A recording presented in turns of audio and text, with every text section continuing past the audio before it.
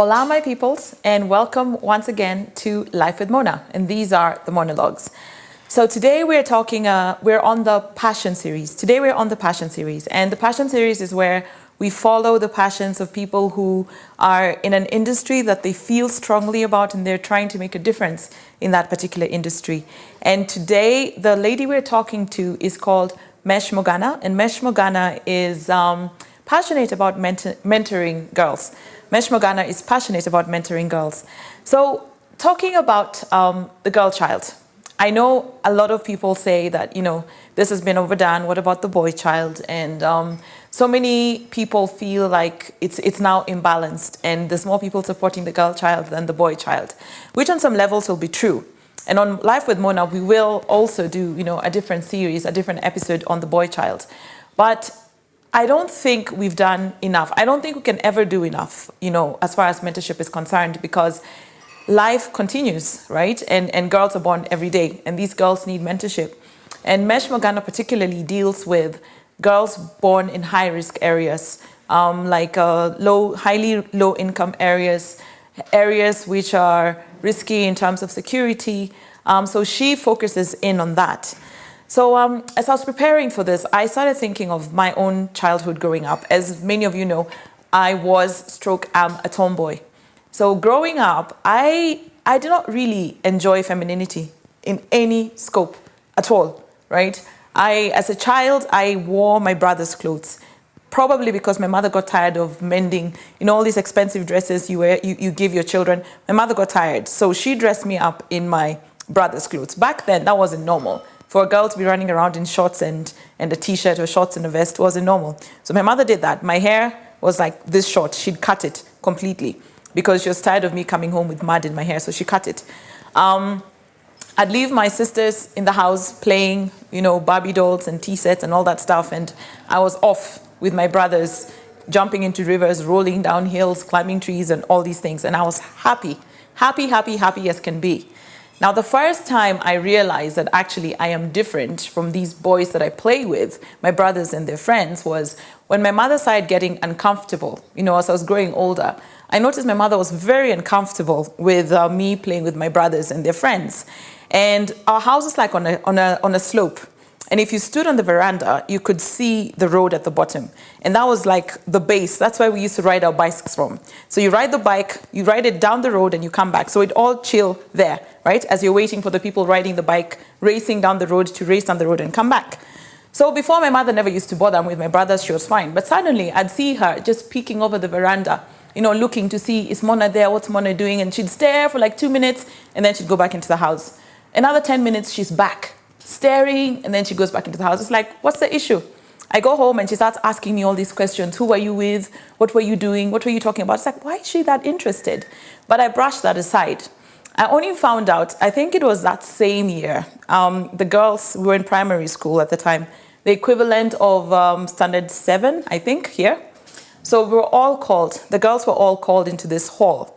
And it was an afternoon, and the girls were called into the hall and the boys were told, you guys can go and play, which of course annoyed me because I would rather be out there playing than in here listening to whatever it is they want to teach us.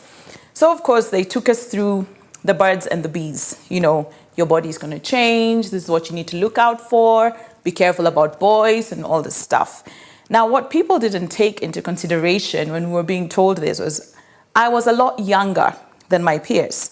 So they took like standard, I think 7 and 8, the equivalent of the Kenyan system, standard 7 and 8.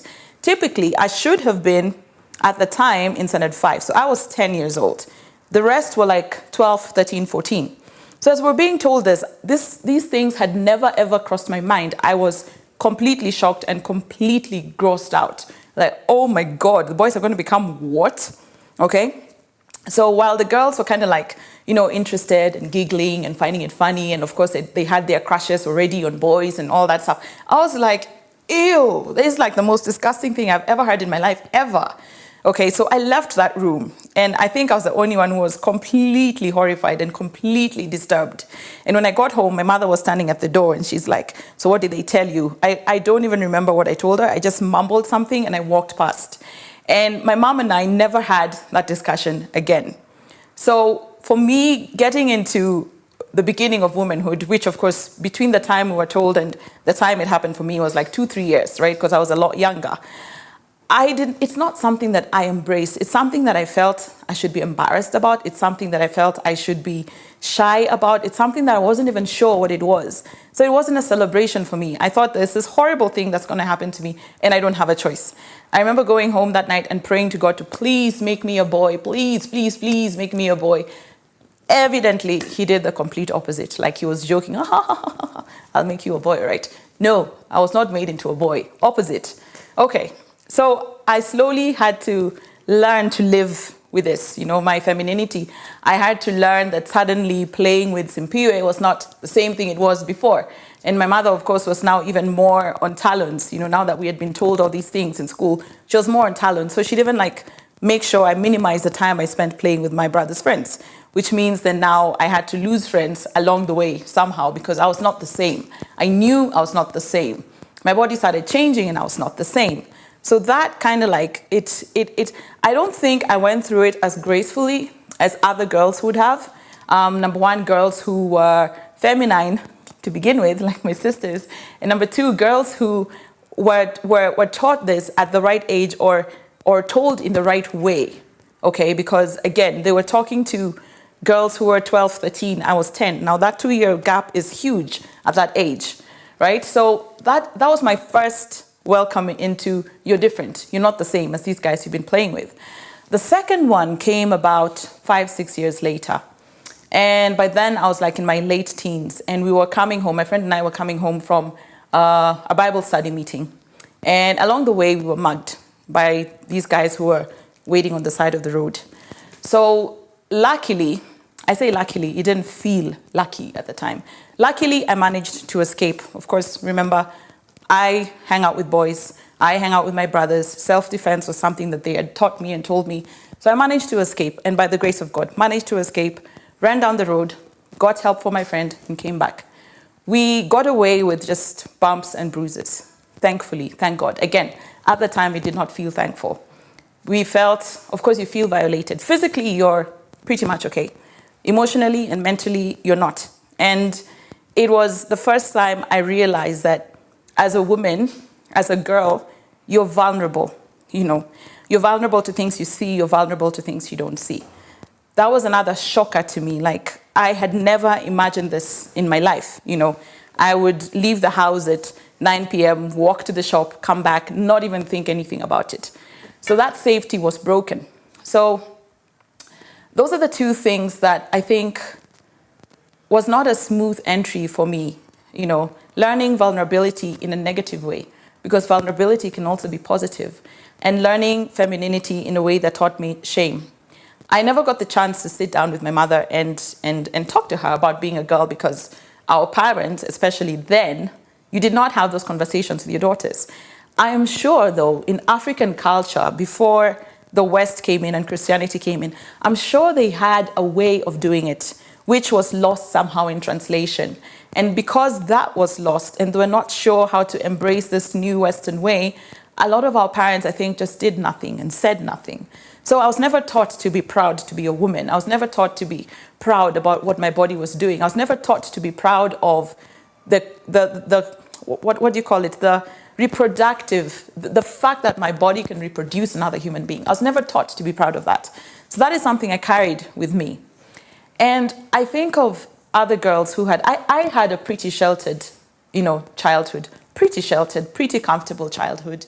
So I think even from that setting, being a woman is hard, as your hormones check in and your emotions check in, and suddenly Simpiwe looks different.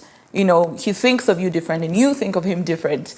And you're trying to get to feel secure, but everything is changing. So you're so insecure as a person. And this is in your early 20s. And then you start sort of figuring it out. And then society says, then now you need to get married. Okay, you're just figuring out how to navigate relationships. Then suddenly you're getting married, and now you have to learn how to be a wife and how to own a home and how to keep a home. Okay, and these things, fine, you might catch one or two watching your mother and being taught by your mother, but these are things you're still walking through. Remember, you still have your whole life that you're trying to figure out. and now suddenly you have someone else's life that you have to be a part of, which is your partner or your husband, and you have a home to run. And just as you try and figure that out, boom, suddenly you have children. So now you have these souls which are literally depending on you to live, literally depending on you for life. And in the inside, you've not yet discovered exactly who you are. Okay, so now you're a woman, you're a mother, you're a wife. In this current day, you also have a career. You're also trying to make your dreams come true. You're also trying to climb up the ladder somehow. You're also trying to compete and be relevant. And you put all these things and you pack them into a 32-year-old. And we are wondering why our society is becoming imbalanced. This woman probably was never sat down by anybody to teach her through the hallmarks of her femininity, the hallmarks of being strong while being soft, the hallmarks of being vulnerable and learning and letting that be okay. Nobody really walked her through this because as a child, those things were left out. They were taken for granted. Probably because in our African setting, as we lived in a village, there was always somebody to look at, right? Always somebody to learn from, always somebody who'd pinch your ear, always somebody who'd tell you, no, don't do this, do that. But we lost that along the way. Now we're single households, correct? And who are the people we leave in our houses every day? Our nannies, our housekeepers, our house managers. So these are the people that our children are supposed to learn from wholly. And these people have their own homes, they have their own children, and we leave them to impact our kids with what our kids need to know to grow. And then we send them to school and we leave teachers to do the rest of the job. So for us, we were taught about being a woman by our teachers. That's not quite the same as sitting with your mother, right? And learning this from your mother, or sitting with an auntie, or sitting with a responsible guardian. It's not quite the same thing. But you're supposed to come out right, and then you're supposed to turn around and teach someone else. And that's hard. So I say, when people say the girl child has been over-supported and overprotected, there are elements which I will agree with. Not that she's been overprotected, but that perhaps the boy child, yes, has been forgotten. However, as I started in the beginning, you can never mentor someone enough. You can never mentor a generation enough. You can't say, it's enough now, let's stop and let them figure it out. Because there's new people coming every single day. There's new challenges coming every single day.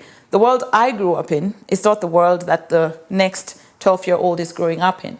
So when I hear about people like Mesh standing up and saying, you know what, I want to mentor girls.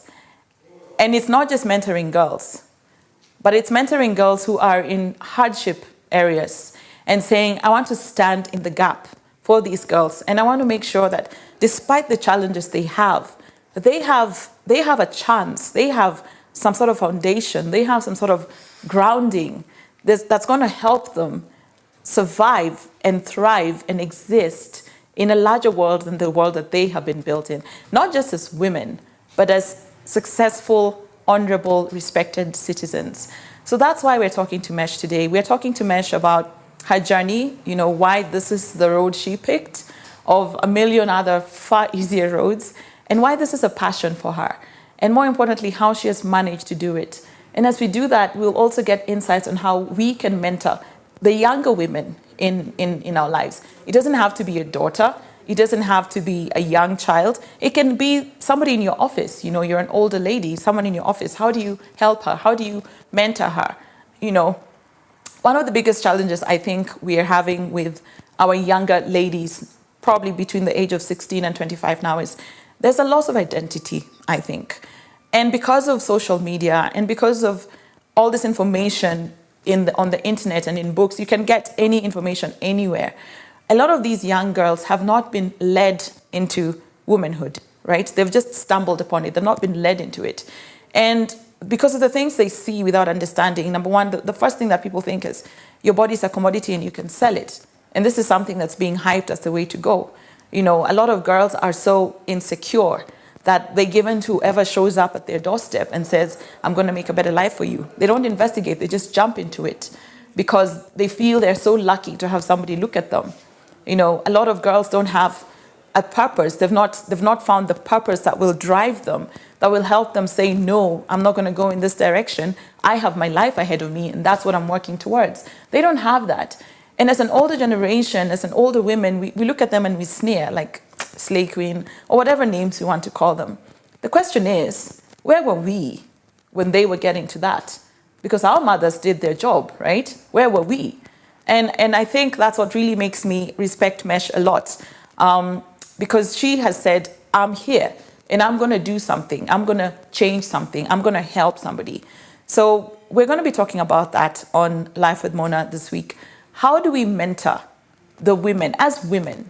How do we mentor the women coming after us? And as men, I know like this was like a highly woman-oriented monologue, but as men, you have daughters, you have sisters, you know, how do you give back to your daughters? How do you help your sister? So that along the way, she will have the strength and the knowledge and the stability, and she will know she has a backbone to stand up and live the best possible life that she can live. That's our discussion this week. And join me for this conversation. These are the monologues, and this is Life with Mona. Thanks for watching.